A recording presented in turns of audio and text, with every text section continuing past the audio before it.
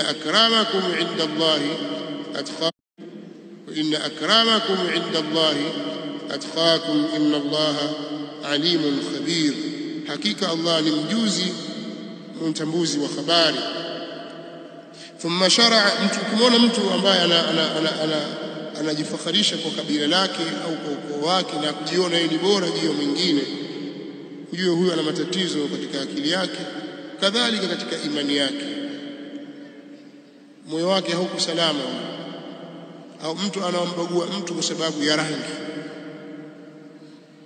akawa na asabia ya rangi kwa sababu tu huyu ni mweupe akambagua, au kwa sababu huyu ni mweusi.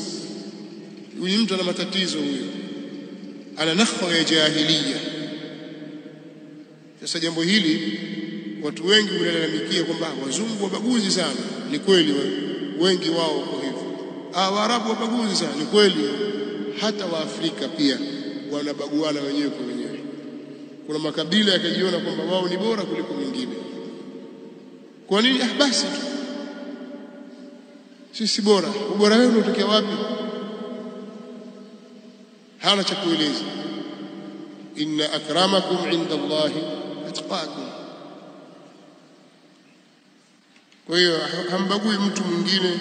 Na siku zote watu waliokuwa katika misingi ya jahiliya ambao hawakufuata misingi ya Uislamu ndio wenye tabia hizi za kibaguzi, ambayo ni maradhi yameenea katika kila bara na katika kila nchi, isipokuwa watu wanazidiana sasa. Na wengine wakaona lugha yao ni bora kuliko nyingine, pengine ndio lugha mbaya kabisa kwa masikio ya watu, lakini wao wakajiona ndio lugha yao nzuri kabisa. Sijui waliambiwa na nani. Na hivi ndivyo walivyo wanadamu, lakini wote wanarudi kwenye asili moja. Wote asili yao ni moja, na tabia zao za kibinadamu ni za aina moja, zinafanana. Haja anayokwenda huyu ndiyo ya yule, hakuna tofauti. Hakuna kwamba hawa wako hivi na wale wako vile. Allah amejalia watu wote ule ubinadamu wao uko sawa. Wannasu min Adam wa Adamu min turab.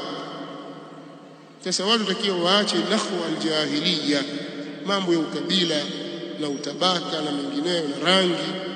Ni katika mambo mabaya kabisa yasiyofaa kwa Muislamu anayejua Uislamu. Hizo ni katika tabia za kijahiliya, jahiliya za kikafiri hasa, zisizofaa. Da'uha fa innaha mumtina. Mtume sallallahu alaihi wasallam alisema maneno haya. Kwa hiyo tumesema ni katika tabia za kikafiri. Tuseme kwamba anaofanya hivyo kafiri, tofauti, vitu vingi tofauti.